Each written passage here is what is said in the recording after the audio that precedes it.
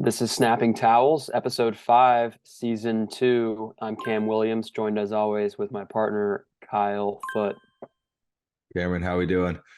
Doing really well. Interesting weekend of games behind us, right? Very interesting. We've got a great guest interview coming up on the show shortly. I did have a full beer during that interview. We shot it this morning. I blacked out in the shower, put a fresh shave on, and here we are. It's interesting the guy in film messing with the continuity. Can't be having Yeah. that.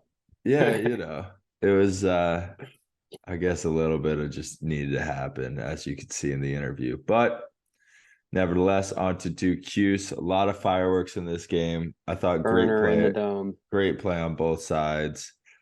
Duke came out really hot, but the pipe was not their friend today.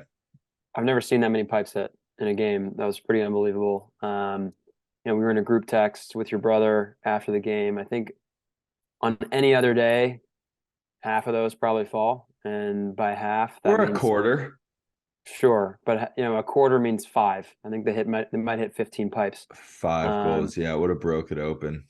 and it also honestly felt like 50 to 60% of the ones that did go in were bar in as well.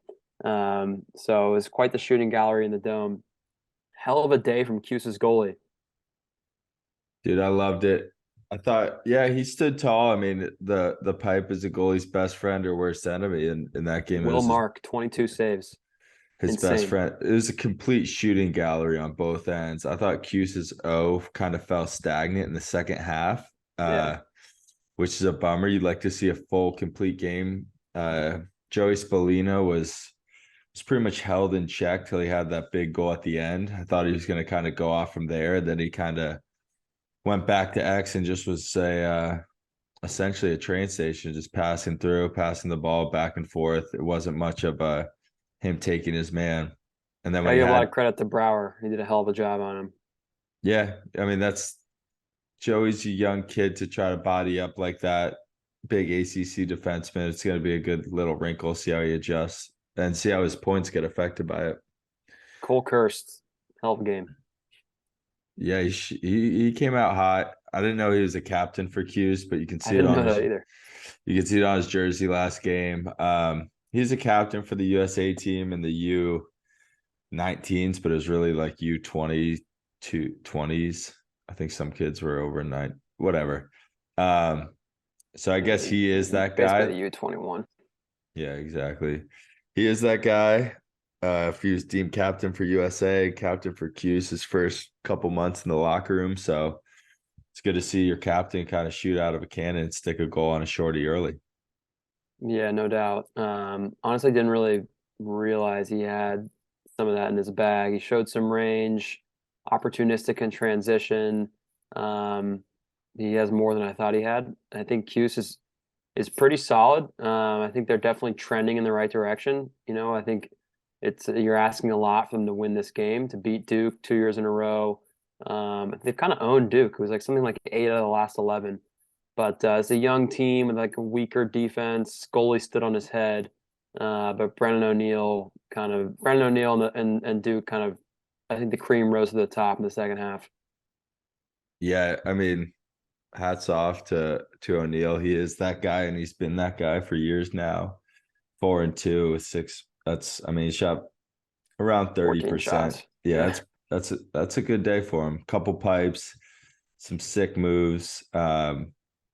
And shout out to the young freshman getting the game winner in OT. And probably is oh, actually he had 10 shots for the freshman. He was letting them fly. So good thing for him to stick one late in the game for the winner. Charles Balsamo.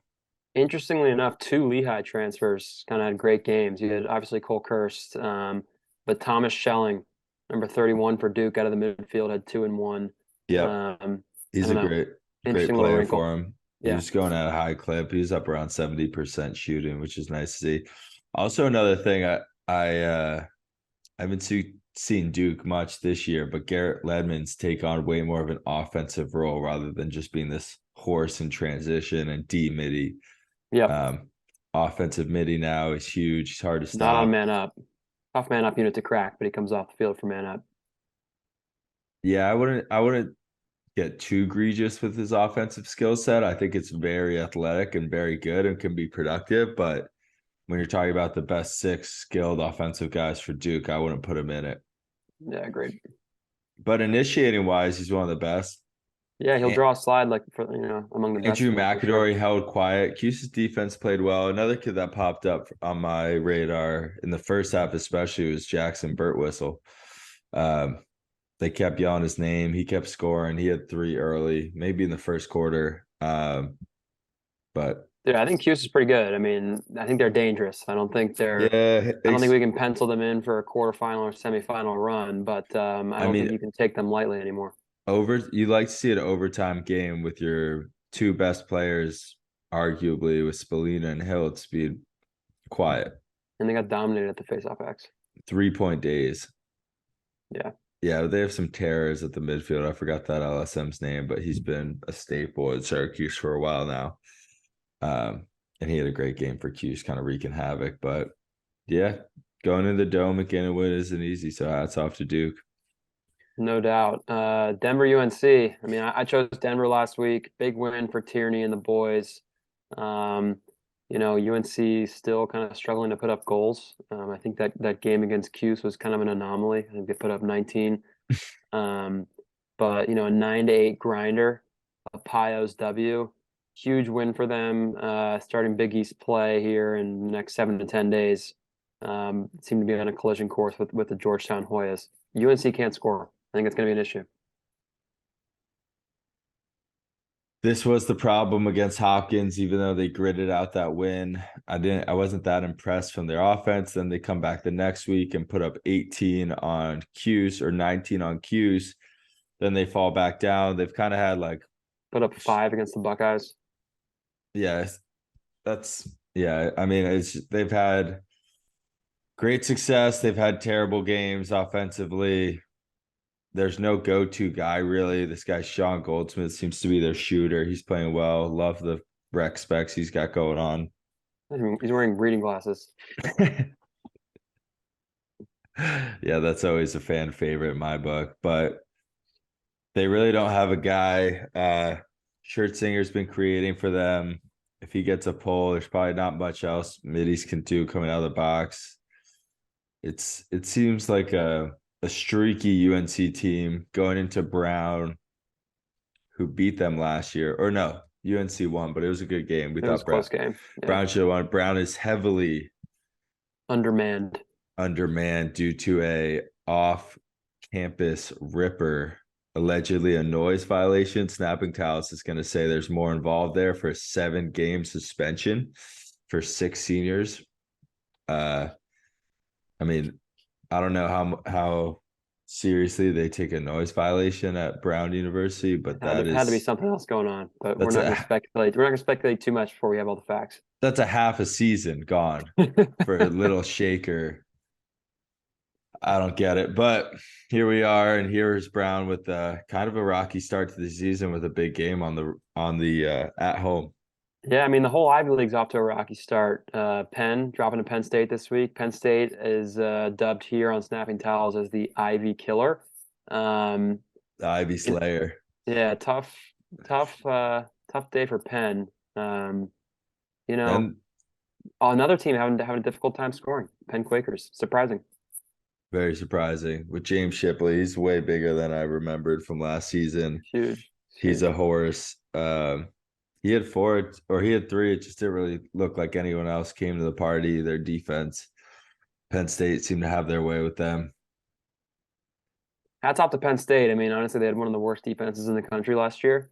For them to put together what they've put together, a 4-1 start with at least 2 marquee victories over Yale and Penn. Can't think of who else they've beaten, but Penn State's clearly going to be a force to be reckoned with in the Big Ten. I'm pretty sure they don't. Fiacme is not the goalie anymore. He is not. It's Jack Frykon. But yeah, Penn State's putting the clamps down on defense to hold Sam Hanley to a quiet day. Yeah, I mean that's got to go back 17% shooting, no good. You got to look at coaching in that regard. They get a new D coordinator, Joe Bucci, coming over and really shaking things up, and looking like they're finding success. So shout out to Booch. Yeah, no doubt, no doubt. Penn, rebounded quickly with a Wednesday overtime banger against a tough St. Joe's team. Um, thinking back to our interview last year Yeah. with Sam Hanley, we asked him, who's it was shortly before the NCAA tournament. We said, do you have a dark horse team that you've played that you think could make a run? Without, any hesitation, he said St. Joe's. And sure enough, they went down to the wire with Yale in New Haven in the first round of last year. Mm. They just lost a nail biter to Hopkins. Looks like St. Joe's is a real team. Some early L's on the schedule, but a tough schedule. And I think St. Joe's could be a nightmare first round matchup for somebody for sure. Yeah, I mean, one of the high seeds is going to get them, just like last year. They've got creative offense. They could clamp down on D. They could get some wins in that tournament, and make a run at it. It's kind of like everyone came back. They could be missing some guys down low, but I haven't looked too much into it. They brought pretty much everybody back. I watched the Hopkins game. That was one of the best games of the year thus far. St. Mm, Joe's goalie is really good, and their offense is what they were last year. Credit yeah, to them for putting together a tough little schedule out of conference before they head into conference play. I think they've got to be the favorite in the A10, and I think they'll be battle tested and ready to roll come late April, early May. yeah, no joke of a schedule, and they still have Duke on the rise. So Yeah, that'll be a good for snapping them. towels game that we will be watching. Another No, snapping towels game. I was in attendance, Cornell, Ohio State this past weekend. paint me a picture. Really couldn't have been more impressed with Cornell. I got there. I was fortunate enough to get there about 30 minutes early. Stood behind the Cornell bench, watched them warm up. It was a business trip to Columbus. They came in and did what they needed to do. By far, the two best players on the field were members of the Cornell Big Red. Gavin Adler erased Jack Myers from the face of the planet, and Kirst is he's as good as it gets. Honestly, I my two biggest takeaways from the weekend. We'll get to Notre Dame in a bit, but Notre Dame and Cornell to me are the two best teams in the country right now. I know everybody's all over Virginia, but I find it difficult to imagine that Cornell is going to play many teams, if any. And look, I love Connor Schellenberger as much as anybody, but I don't know if they'll play anybody where they don't have the two best players on the field. Gavin Adler is incredible. He can guard anybody and just perfect in between the lines, great in the clearing game. And Cornell plays such complementary lacrosse. Like they've got such nice pieces around Kirst. Mm, Really, really couldn't have been more impressed with Cornell. Beautiful day in Columbus. Ohio State couldn't get anything on offense in the first half. I think it was 9-3 at half. Couldn't draw slides. Credit to Nick Myers. I think they recognized that, honestly. They just didn't have the horses to get their hands free against Cornell. They really pushed it in transition, created some goals. Score ended up being 16-13, but wasn't that close. Cornell, in my opinion, is the number one or two team in the country. yeah, I guess they weren't in the national championship for no reason. Yeah, no, I mean it was not a fluke. Cornell is for real. And right now, I mean, Cornell's my favorite team to watch, just how they play the game. Honestly, just from the top down. I mean, couldn't have been more impressed with Connor Busick's command of the sideline. Obviously, a ton of respect for him as a player, and we know he's had great early success as a young coach, but being there in person right behind the sideline, that staff is really young and clearly command the respect of a very good roster. I think Cornell's as good as it gets right now. Love that breakdown. Clearly in attendance. Solo Billy Coyle play on the sidelines, kind of got jacked up. Smaller guy, number 11. He had 4-2. He seemed to be having his way with what we thought a good Ohio State defense. Run me through that play. Yeah, so Billy Coyle isn't the biggest guy out there, but as Kyle mentioned, had a great day at 4-2. Scored in a lot of different ways, but there was one particular play where I think kind of a turning point for Billy and maybe the Big Red, but it was Mm, right in front of the Ohio State sideline. one of Ohio State's polls. I don't know if it was BVB or number 9. I can't remember which one, but they picked up the GB. Billy Coyle kind of tried to take body and stand him up and got absolutely just trucked. Um, Can happen. total physical mismatch. I've been there. Kyle's been there. We've all been there.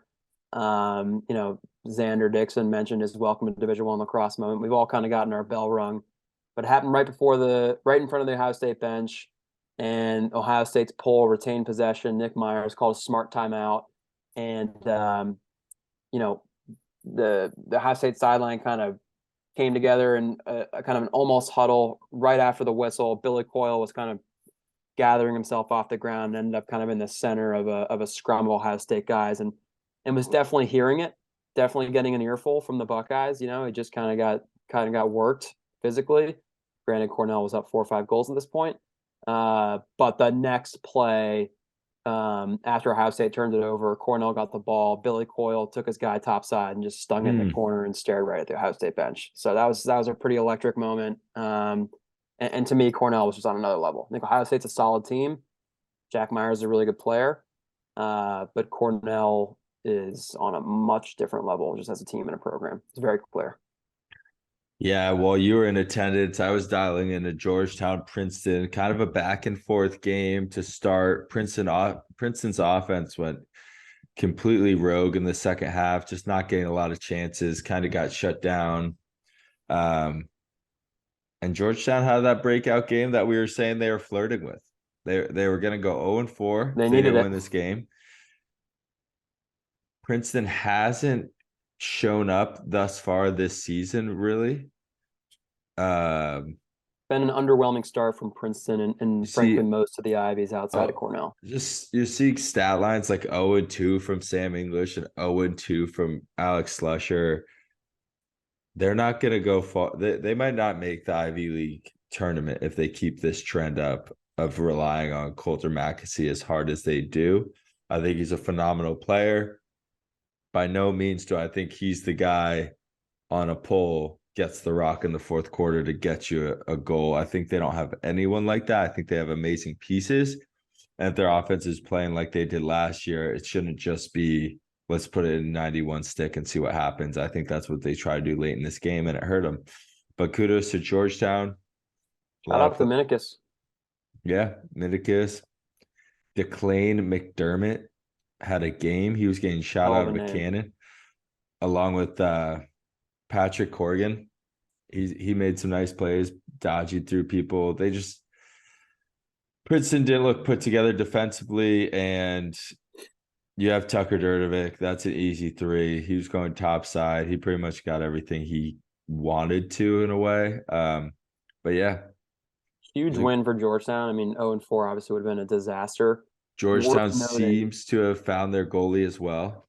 Yeah, exactly. Worth noting. Last week we kind of mentioned, we had some inside sources and bit of a definitely a goalie competition, an open competition between the pipes for the Hoyas the last couple of weeks. And that's to be expected if you're a top preseason top 6 or 7 team or top 5 team, whatever they were. If you start 0-3, I'm sure, it wasn't just the goalie position where there was an open competition. I'm sure a lot of guys' jobs are on the line. But for them to get this Princeton win, a Final Four team from a year ago, huge W. Now they enter, I'd say, a little bit of a kind of a softer stretch in their schedule. Got Richmond. Richmond and High Point are solid programs, but I think Georgetown, if they come out and play the way they're supposed to, they'll get those W's. It'll be 500. Yeah. You got Richmond, High Point, then Lehigh.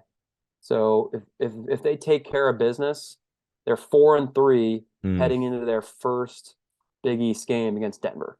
So which will be a not banger. yeah, you don't even hit the panic button. Georgetown got the W they needed to get. They're not 0-4.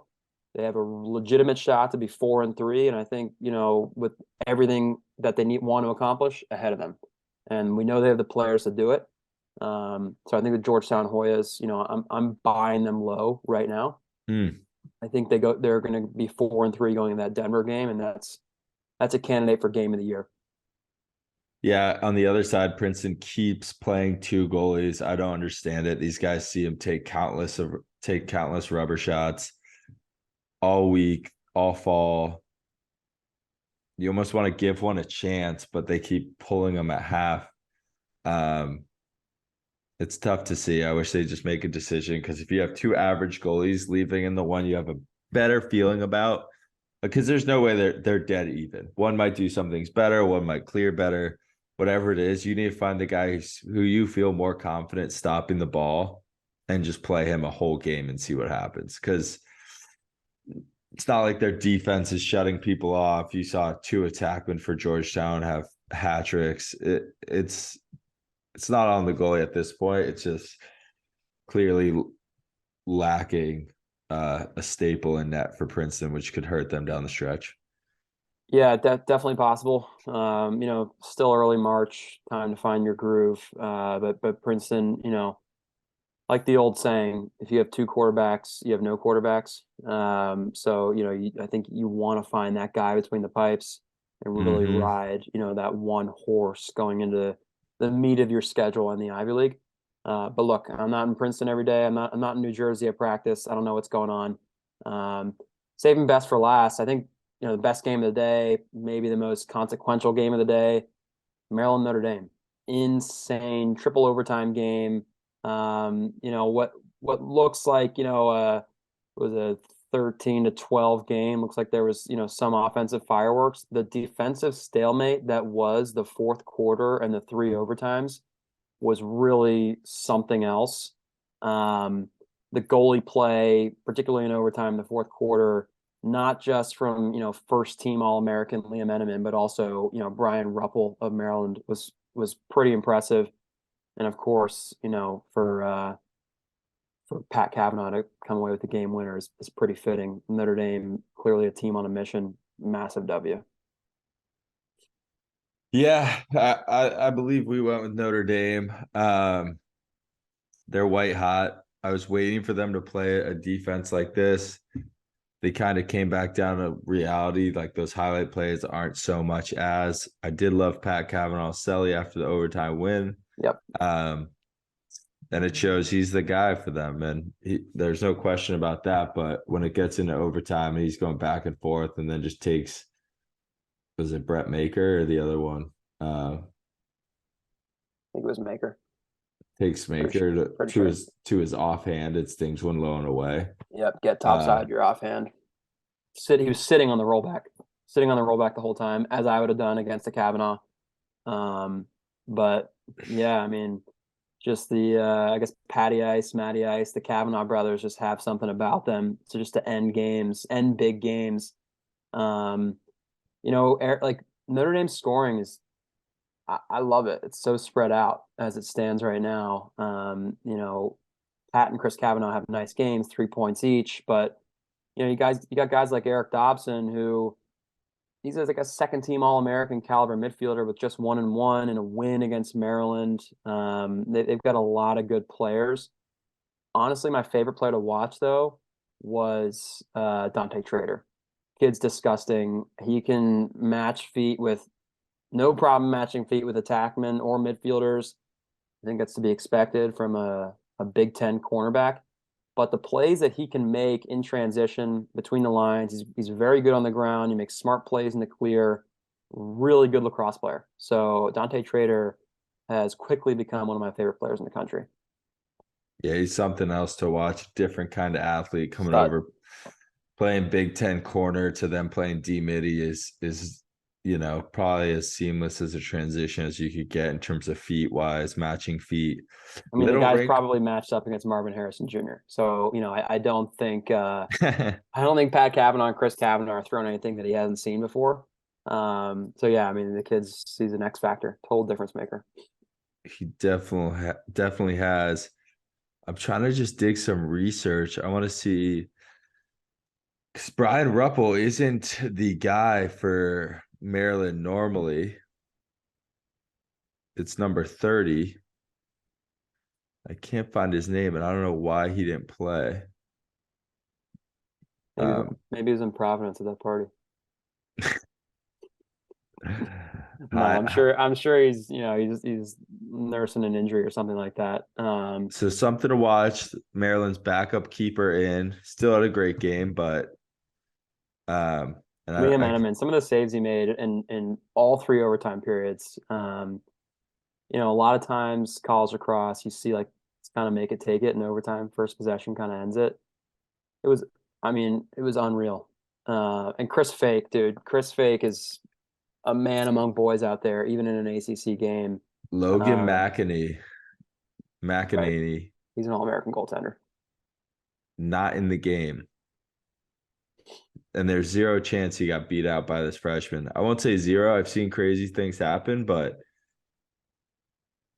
I don't know. I imagine he'll be back. I gotta ask some questions about that. So Maryland's backup tenders in, Notre Dame's backup goalies in. That's a different game. So you got to take a little bit of that into account, and it's still into overtime. Terps aren't going anywhere. Notre Dame's legit. That's what I take away from it. And now joining us for our first interview of 2023, the Slim Reaper, Xander Dickson. Xander Dickson, starting attackman for the Virginia Cavaliers. As it stands today, the leading scorer for the team. Xander, thanks for joining us. Thank you guys for having me. Appreciate it. Yeah, of course, man. First, can you give our listeners just like a little background on yourself, where you're from, how you started playing the game, why Virginia?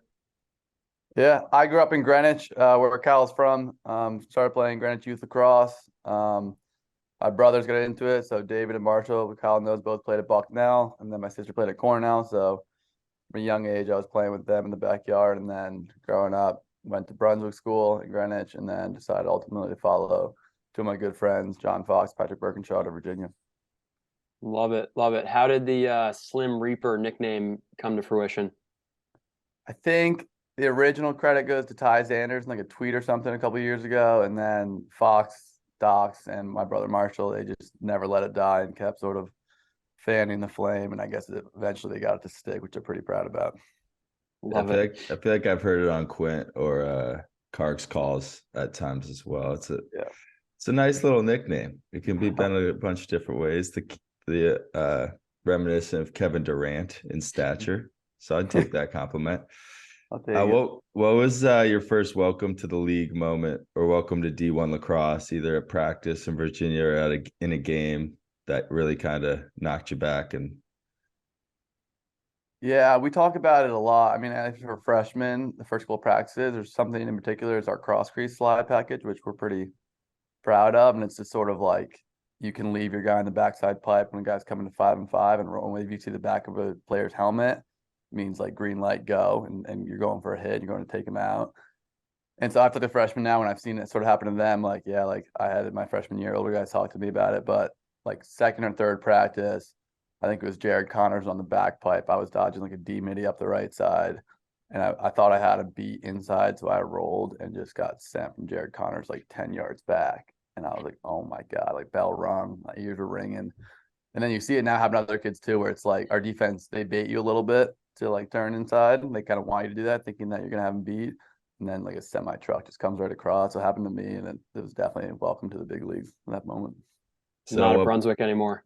No, exactly.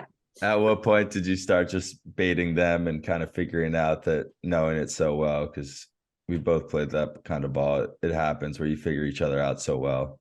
Yeah, you definitely learn from them and learn what they want you to do, and just try to do the opposite to like hezzy moves there, and then come around, avoid that hit or whatever you can, and sort of stay alive. No doubt. Yeah, so you mentioned having two brothers playing college lacrosse. Also didn't know you had a sister play at Cornell. Can you talk a little bit about how that maybe molded you, affected your game, and kind of put you on the right track? Yeah, I mean, it's all credit to them. My parents didn't play lacrosse ever. They never really even knew what it was. They were tennis players in college. Then my oldest brother David picked up the stick, and we all followed him. And then I watched like all of their games growing up. I watched David at Brunswick and Greenwich High School. He was crushing it. They'd come to like our practices at GYL, so would Kyle, and like they were the older guys we'd look up to. So that was always really cool for me to have that like in my own household, like ask them questions or just like get in the yard with them. And then I guess it's trying to just like fit in with them, because they were all studs and they were always like the best guys in their team and stuff. And I was always at their games watching them and all and stuff. So taking parts of their game and sort of trying to add my own stuff and make my own path was definitely like huge. And I guess my dad would sort of not pin us against each other, but like have us all working with each other in the backyard. So just sort of like the competitiveness in us sort of took over. Yeah, I love to hear it. One thing we got to know is who taught you how to shoot? I think we all know it wasn't your brother David. That's the thing. Yeah, they were like some of the best beaters I've ever seen. I was trying to sort of figure out if I could maybe add a little more shooting to it. So I don't really know where the shot came from, but it's pretty. I don't take the farthest shot, so shouldn't get too much credit. They're usually in pretty close. So No, no, you've got some range. For our younger listeners, I want to make it clear. I don't want to throw too much shade at David. One of the best passers I've seen at the college level. Had the privilege of playing against him for 3 years in college. Phenomenal player. But yeah, man, no, you got some range. So don't doubt yourself. appreciate it. Yeah, speaking of those shots, you guys have quite an offense going down there right now. Seems like everything's getting fed inside. There's really no pumping the brakes in between the first quarter and the last. At what point has Kerwick or Lars kind of in the film room been like, all right, this is getting a little out of hand with some of these shots, or is it just encouraged to do more and kind of keep it going? It's Coach Kerwin is a genius right now. He's really built something crazy over here with the way we're moving the ball, and all credit to him. I mean, not only does he give us so much freedom, like off ball and stuff, to just keep cutting, but he tells us like where the hot spots are in defenses every week. For my money, I guess that we're like the most prepared offense every week in college lacrosse. I mean, he does so much film. He cuts up so many clips of every team. And like the past 10 games they played, we watch them all, and he knows tendencies of every D mid, every pole, every coach, what they like to do, where they like to leave spots open. So credit to him for that. And then credit to just the guys on our offense being so selfless this year. I think we have, I'm not sure what the number is, but a ton of our goals are assisted. And then when we need to beat you one-on-one, we have guys like Griffin Schutz and Shelley. They can just run by you and put it in the net. The credit to them, but I think Coach Kerwin's really built like a very selfless offense, giving us the reads, giving us the spots to be on every defense. So credit to him. Just off the personnel, you've got some mid-season transfers and some transfers that were there in the fall. How are those guys like McConvey and Ricky kind of, when you hear a name like that come in, what's your first reaction? We knew Thomas was coming last year because of Corms. Corms were my best buddies, and he was like, "This guy's great. He's gonna fit in awesome," and he has. We call him T-Bird. He's the man. He's awesome. He's the stud out there. Him and Corms, that lefty two-man game is like the stuff they do in practice is pretty wild and just like so Canadian when you watch it. So it's really fun to watch, doing like backhand flips and just wing picks and slips and all that stuff. Just like another wrinkle of our offense that's causing chaos for teams. And then when we heard Ricky was coming, the locker room was buzzing. Like the locker room was like, "Oh my God, we're looking at his Instagram. This guy's massive." And he's just been great. I mean, we honestly thought it might take a little longer to get his stick skills back, but he came in day one, proving that like he kept his stick in his hands and he was working hard and he was shooting with us day in and day out in the fall or in the preseason. And then like him too, if our offense can't beat you with our ball moving, like, all right, we'll just send Ricky Mize downhill at you and see if you can stop him. And whether he's drawing the slider, he's going to the rack, like he's been a stud for us too. Has he switched, like had a switch flip in his head and just go linebacker at practice during a ground ball drill, or has he kept it kind of lax oriented? No, we've gotten probably like 3 or 4 instances of us being worried what he's going to like. Mac until was freshman, and Max said his ears were ringing. Like he hits guys and like they're gone, like they're out of the play for a couple seconds, and it's just our training staff's like, "Oh my God, I want to not let him do certain drills." Like he is. He got a 3-minute unreleasable penalty in our scrimmage against Georgetown. I thought he was going to get thrown from the game. He hit this kid so hard. It's crazy to watch. Jeez. What's he dealing with right now? I know he was out for the Hopkins game. He's all right. His shoulder got a little rubbed up, but he's fine. He's ready to go. Cool. One thing I want to ask you before you get out, you kind of bounce back and forth between midfield and attack throughout your career. Can you talk to us a little bit about that? I mean, I know you're more than comfortable against a short stick, and I think you're proving you're comfortable on a pull as well, and a master of the pick game. But you're back down in attack this year. Just talk to us a little bit about that transition. Yeah, I mean, it's actually not as difficult transition as it might seem. I mean, Coach Kerwin talks about like positionless offense. We pretty much are. So even when I have been playing midfield here in like the years past, I was still doing a lot of similar stuff. Whether like my first couple of years was inverting from Max and dodging, working 2-man games with like Matt, now Connor, or working inside last year as a midfielder. Like it's a lot of the similar stuff, minus like the riding you need to know and some of the schematics of it, or getting back to X if Connor wants to be up top. So it's not as difficult of a shift as it may seem because our offense is so positionless, but I like it. I mean, I Coach Kerwin is so smart that he understands when you bring guys out of the box or bring guys behind, like deep pulls are changing their matchups, just changing the slide packages. And like, he's just seeing like levels ahead of what D coordinators have to deal with when we change where we are in the field. So credit to him, and it's pretty easy for us to honestly get adjusted to it just because the offense already is so positionless. True. Love it. Going off that quick. What's your practice looking like these days? I'd imagine a lot of numbers drills and a lot of just jamming inside. Yeah. Yeah. We pride ourselves on the inside. You know, we love getting like quick feeds in there and just jamming them in. So we do a lot of that.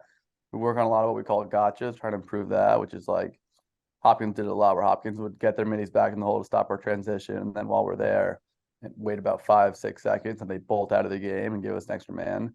Mhm. And we're trying to sort of get better at that. Like a lot of teams assume when you get a gotcha, right, you got a guy open, throw it to him and let's draw a slide and like rotate the defense.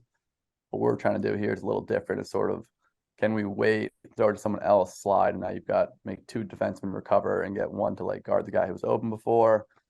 I don't know, it's hard to explain, but just sort of playing those gotcha situations in a way that isn't as predictable as everyone might think. Obviously you want to throw to the guys wide open, right? But can we do something a little different and just sort of mess with defenses? And we've been trying to do it, and it's actually we're not great at it right now. So we're doing a lot of that stuff of like, all right, you got a 10-yard gotcha coming out of the midline. Like, can you get a goal here, or can you pull back, or when you know to push, or just hold it? So a lot of that number stuff for sure.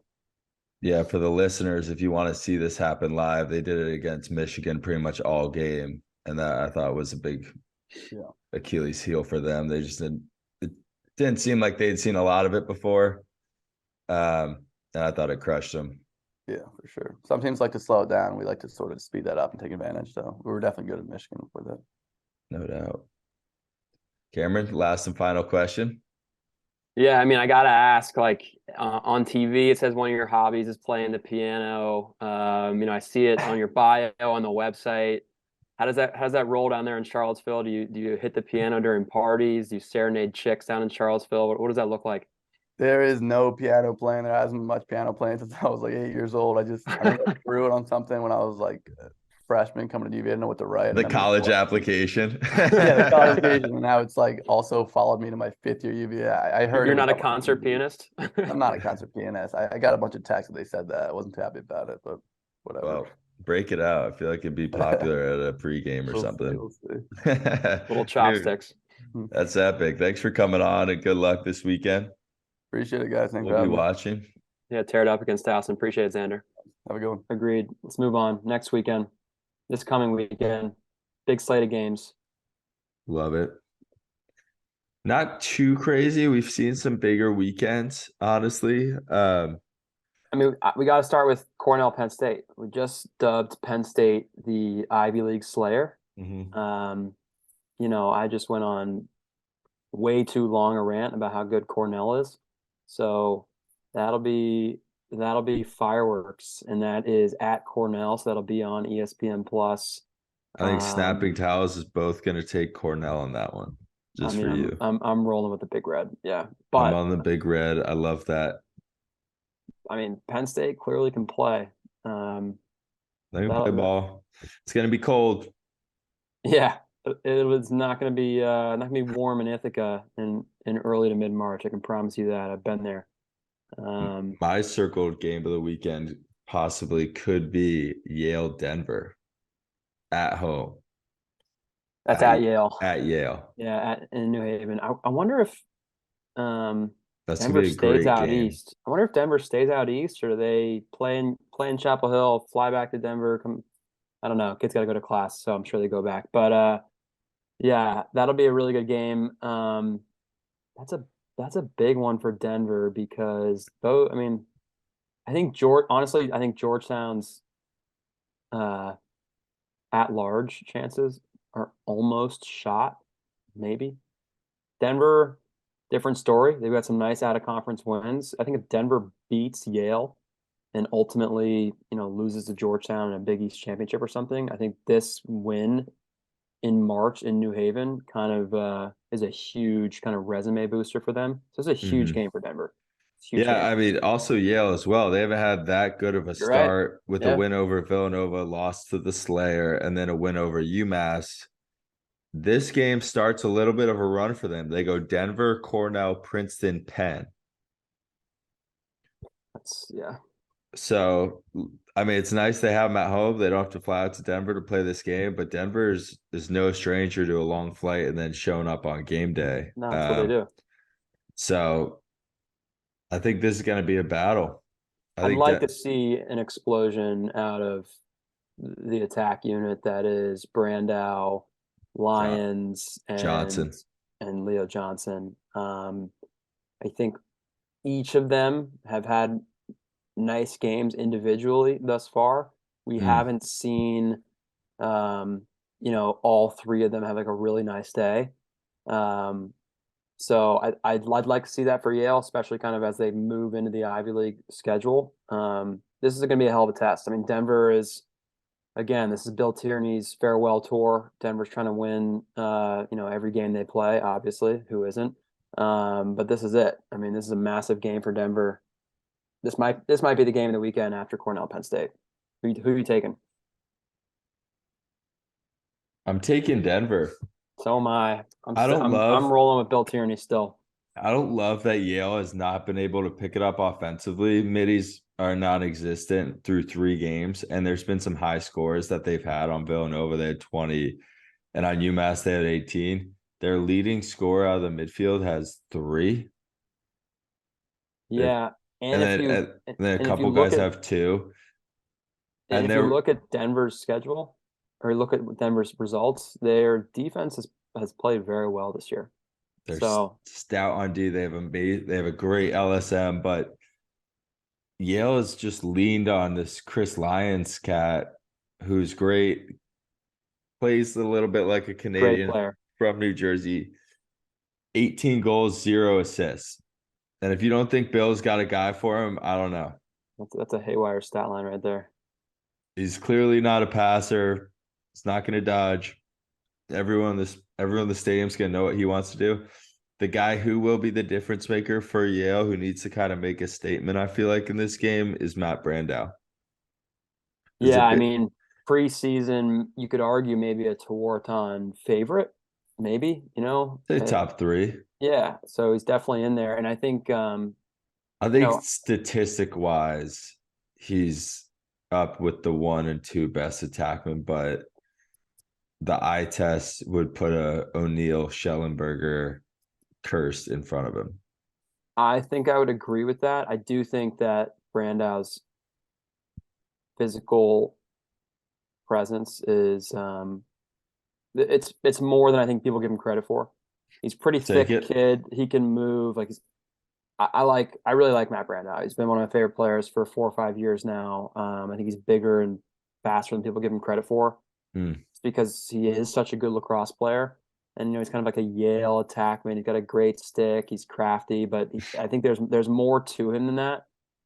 He's got the physical tools. But yeah, I mean, obviously those three guys, Kurse, Shelley, and O'Neal are a different breed. Also, one thing I do want to see is Thomas Bragg with the upstate hammer Hammer, out of the absolute midfield, hammer. have some goals. You Yeah, I can't mean, just Yale really hasn't clicked. They haven't clicked this year like we thought they would. It'll be a great game, but I'm going with Bill Tierney as well. I think they win. 2 for 2 snapping towels going What about Harvard, Michigan? Cornell. I'm going Harvard. I think Harvard's better, especially offensively. I think Michigan's coming off a nice win versus Delaware, which snapping towels would have forecasted Delaware had we We known were they we were we were 0-2 there. were a little smoke and mirrors with their best player being injured. That was not foreseen. That might have been a game day call, something, or else It's we would. Mike Robinson. He was Delaware's attack and was out against Michigan. Good win for Michigan. They beat Delaware last year too, so that's 2 years in a row. Harvard stuck it to Michigan last year at Michigan in Yep. the Little Big House. They just were better on offense, better in the clearing game. I know we have I feel bad for a few reasons. We're going chalk here. We're about to be on the same side 3 times in a row, and also I think we've been a little bit hard on the Wolverines in the last year and a half. Haven't picked them many times. Have poked some holes in their scheduling, Take them. things like that. But I'm going with Harvard. I think Harvard wins. I think both teams. The only games, I'll be honest, the only games I've watched from both teams were both their games against Virginia. both offenses are very, very capable. I think Harvard has a few more weapons than Michigan does. And I feel like when I watch Michigan, there's something missing in the clearing game, in the riding game. And they have players on both ends, but I think kind of like they're between the lines and special teams games aren't where they need to be the NCAA tournament contender that I think everyone wants them to be. And I think Harvard wins this game. Okay, wrapping up the weekend with Cuse Hopkins fireworks in the dome. I feel like Cuse has played 300 home games by now. Yeah, I mean, yeah, they have 5 home games and one. I'm taking Cuse. They've gone the road once this year. I'm taking Cuse. You lose an emotional overtime thriller to Duke. You beat Hopkins the next week, and I like Hopkins. I think both two programs have had a tough decade. They're trending in the right direction, but I'm going with Cuse. Not to hop on the bandwagon, but I'm going to do the same thing. You don't think that Petro's going to have that defense dialed in for anything? This is his Super Bowl. John Crowley's drawn up something for his old coach to throw him a little wrinkle. I'm not buying it. I'm taking Cuse, Gary in the sweatsuit this year, not the suit. Cuse is going to win. Might put up some numbers too. I've been impressed with Hopkins' defense. Great goalie, defense a little on the rocky side. All right, I'm throwing a quick head fake. You said it was the last game. We forgot Buckeyes, Notre Dame. Who do you got? I mean, if this was football, I'd say it's a bigger matchup. I think Notre Dame beats them by 7 or more. I think Notre Dame wins 15-10. Yeah. So, all right, that'll do it for episode 5. Hell of an episode. Xander, Dickson, thanks so much for joining us. Really, really appreciate it. Can't wait to see you guys next week.